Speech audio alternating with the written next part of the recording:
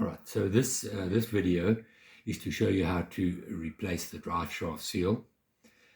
But in doing so, you will also see how to remove the prop and then how to refit it so that it has the correct spacing on the thrust washers.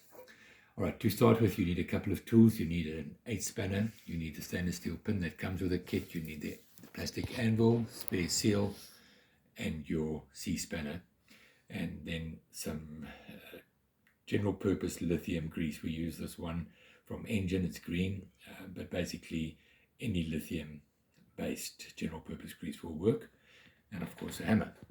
So we begin with the spanner. Place your hand behind the prop, grab it between your fingers, hold it firmly so it doesn't slip, and then turn this nut anti-clockwise.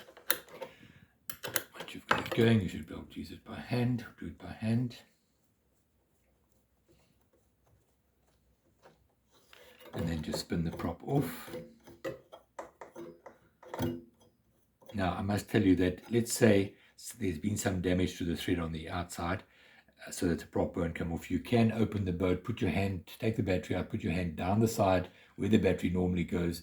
You'll find a little gap, and if you put your finger down there, you'll feel the fan that's attached to the motor housing. Being an outrunner, the outside of the motor spins.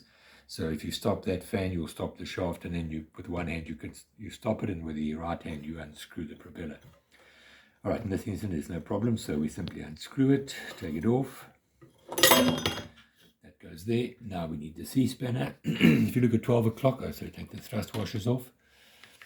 If you look at this housing, at 12 o'clock approximately, you'll find a little hole, and the C-spanner hooks into that, if I can see it now. There we go. Okay, that hooks in there like that, and then you simply unscrew this anti-clockwise again. You unscrew the housing.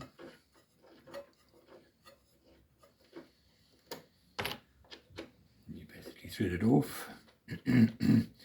Importantly, you need to inspect the drive shaft. There shouldn't be any wear or any cracks. And I say cracks because this is a hard chrome cased shaft, polished shaft. So in essence, if you've picked up braid or something like that, something abrasive, it is possible that the coating could get damaged, in which case changing the seal will only help temporarily, and it will still allow water to pass through the shaft. So keep an eye on that, make sure that the shaft is round and smooth and not cracked or damaged.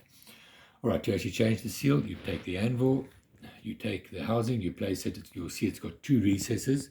The first one fits the housing from the front, so that goes into the inner hole. Drop it in there like that. Right, now you take your pin and basically, let me just move a little bit to the side here. Basically move to there, and then just tap everything out. Out will come first the bush, then the seal, followed by a washer. The washer, you'll see, is domed and flat. So when you reassemble, okay, and that's what the housing looks like. Now you take your washer, and the reason we have the washer is so that when we put the pin through, the washer, the idea of that hole is just a little larger than the shaft itself, meaning that the pin pushes on the washer to tap everything out. If we don't have the washer and you tap on the seal, it'll go straight through the seal and it won't push the seal out. So very important to remember to put the washer in. Put it back there, dome side first. Now you take your spare seal, which will be that one, but this is in perfectly good order. I've just done a seal change on this boat, so I'm going to use the same one.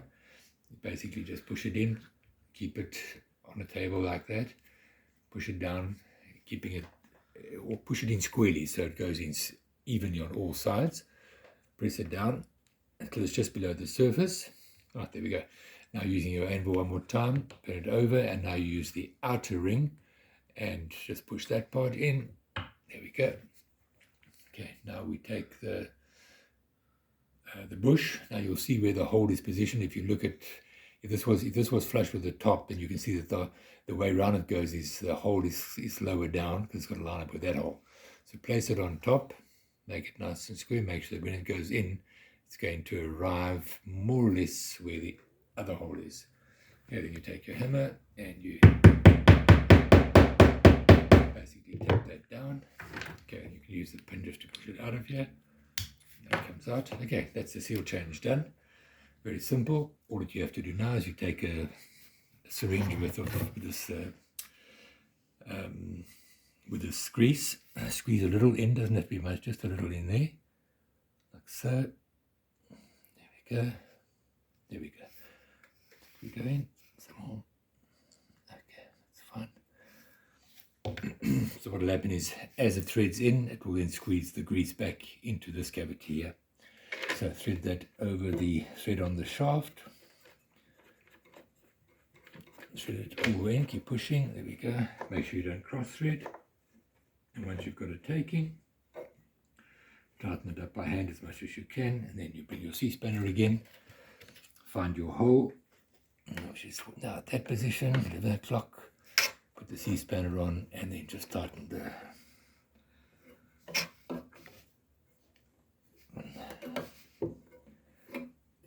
housing back on like that, and you tighten it basically firm, quite firm. In other words, give it a good pull. Lock it in place like so. That's us. Okay, we're done. Now, to put the prop back, you take the thrust washers, stainless steel with a dome side, high loop, another stainless steel washer with a dome side towards the high loop, dome side towards the high loop, slip the washers on, take the prop, thread it back up. Okay, now importantly, when you tighten this up, it's not, the way the thread works, it's tightening up against the thrust washer, which is not correct. So once you get it to fully tight, you bring it back to the point where the thrust washers are loose. There mustn't really be a lateral movement, but the washers must be loose. So that's roughly the position that I want it in. I'll put the nut on, I'll lock it once and then check it again. If I'm satisfied, I'll leave it. If not, then I'll just turn the prop back. So here we go. So again, I hold the prop with my left hand, between the blades between my fingers, tighten it up seriously. Make sure you use a ring spanner. You can't use a plow or a shifter or a flat spanner. Put it on, using a ring spanner, put it on squarely, put your finger there to hold it in place so it doesn't slip. And seriously, okay, well, the first time you can just nip it up like that. Now we check the washers. If the washers are loose, can spin easily, then we're happy. There's no real lateral movement, maybe a quarter of a millimeter, if that. But the washers are loose, I'm happy. Now we go back and now we seriously lock it. I need to explain to you, on some props they have a left-hand thread, meaning that it actually gets tighter as the boat goes forward. It doesn't work that way with this system. Here, you are locking this nut against the thread in the propeller, so it's up to you to lock it into place. It won't come off if you've locked the two against each other, but if that is loose or comes off, the prop will unspin, will unthread, and will fall off the boat when the boat's going forward. So very important. If you're fearful, watch out for these blades. They can be quite sharp, especially when they're new. The edges are sharpened. That's basically 3 horsepower. So be careful, but on this is an older prop. So if you have a problem, put a little piece of rubber between your thumb and the blade so you don't cut yourself, but seriously lock that nut. It must be fully tight. And spin it around, and that's basically it. Seal change done, and replacement of the prop.